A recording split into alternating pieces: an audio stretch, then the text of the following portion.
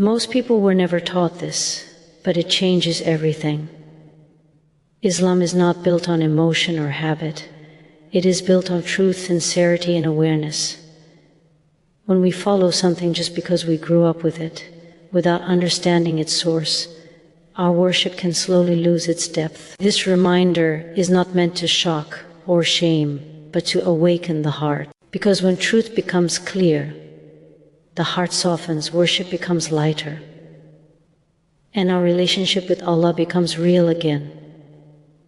Most Muslims were taught Islam as a list of actions rather than a living relationship. From a young age, many learned how to pray, when to fast, and what is halal or haram. But rarely were they taught how to feel close to Allah through these acts. Worship became something to complete instead of something to experience. Over time, this turns faith into routine. The body moves, the tongue recites, but the heart remains distant. This is not because people are insincere, but because the foundation was incomplete. Allah did not create us to perform empty motions. He created us to know Him. When prayer is reduced to positions and words, it loses its power to soften the heart. When fasting is reduced to hunger, it loses its ability to discipline the soul. A relationship requires presence, reflection, and intention. Islam, at its core, is an invitation to a relationship with Allah that touches every part of life. When this is missing, people feel spiritually dry even while practicing. They may wonder why worship feels heavy or why they don't feel peace despite doing everything right. The problem is not effort, it is connection. When Islam is taught as a relationship, worship transforms. Prayer becomes a conversation, not a chore. Dubughayum becomes honesty, not formality. Obedience becomes love, not pressure. This understanding changes everything because it shifts the focus from performance to presence. Allah does not need our actions, He wants our hearts. When hearts are engaged, even small deeds carry immense weight. Relearning Islam as a relationship revives faith, restores joy in worship, and brings meaning back to actions that once felt mechanical. Many Muslims hear the word sincerity repeatedly, yet few are ever taught what it truly means or how it is developed. Sincerity is often spoken of as if it is a natural feeling that appears on its own, when in reality it is a skill that must be nurtured. People are told to be sincere without being taught how to protect their intentions from showing off, self-criticism, or despair. This creates confusion. Some people become obsessed with questioning their intentions until worship becomes stressful. Others give up trying, assuming they will never be sincere enough. True sincerity is not perfection, it is direction. It is choosing Allah repeatedly, even when the heart struggles. Sincerity grows through self-awareness, humility, and honesty with Allah. It grows when a person accepts their weakness instead of pretending to be strong. When sincerity is misunderstood, people either perform for others or burn out trying to perform for Allah in a way He never demanded. Allah looks at the heart, not the image. When worship is done sincerely, comparison disappears. The need for validation fades. The heart becomes lighter because it is no longer carrying the burden of impressing anyone. Sincere worship brings peace, not anxiety. Teaching sincerity properly frees people from spiritual exhaustion and brings them back to balanced, hopeful worship rooted in trust in Allah's mercy. Many Muslims today possess a great amount of Islamic knowledge, yet they feel unchanged. They attend lectures, watch reminders, and collect information, but their character, prayer, and patience remain the same.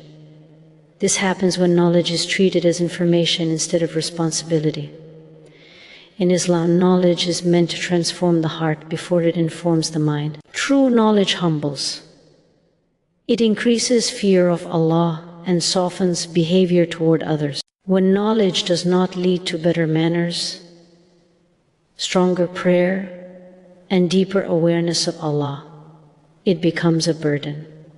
People may know many rulings, yet struggle with arrogance, harshness, or negligence in worship. This disconnect creates frustration and guilt. Islam was never meant to stay in books or lectures. It was meant to walk in the world through actions.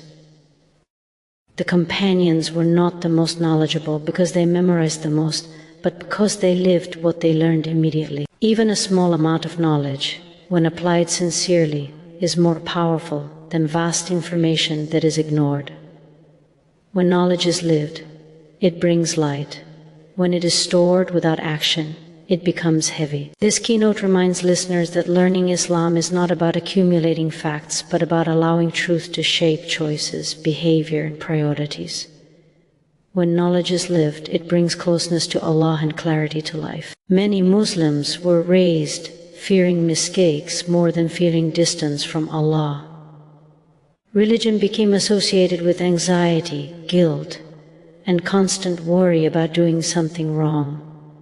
While accountability is part of faith, imbalance creates harm. Allah did not create Islam to paralyze hearts with fear. He created it to guide hearts back to Him. When people fear mistakes excessively, they may avoid worship, avoid learning, or avoid returning to Allah after sin. They feel unworthy and ashamed.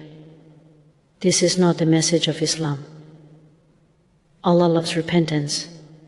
He loves return. Falling is part of being human. Staying away is the real danger. When faith is built only on fear, people hide their struggles instead of healing them. They pretend instead of returning. A balanced understanding teaches that Allah is just, but also infinitely merciful. Repentance is not humiliation, it is honor. Allah opens doors through mistakes, not despite them. When people understand this, hope replaces despair. Worship becomes a source of healing rather than pressure. Fear alone hardens hearts, but hope softens them. Teaching people to fear distance from Allah more than mistakes transforms how they see sin, repentance, and growth. Many Muslims were taught that the ultimate goal of Islam is paradise, but not taught that paradise is valuable because of Allah. Jannah is not just gardens and rewards. It is closeness to Allah. When paradise becomes the only goal, worship can become transactional. People pray for reward, endure hardship for compensation, and obey for outcomes. While this is valid, it is incomplete. The highest level of faith is worshipping Allah because He is Allah. When closeness to Allah becomes the goal, worship changes. Prayer becomes a refuge, not a transaction. Patience becomes trust, not tolerance. Trials become meaningful, not pointless. This understanding changes how people live. They seek Allah in ease and hardship. They turn to Him not only when they want something, but because they love Him. When Allah becomes the goal, life gains depth. Even struggles feel purposeful. This is the understanding many Muslims were never taught, yet it changes everything. When proximity to Allah becomes the aim, faith becomes alive, sincere, and deeply rooted.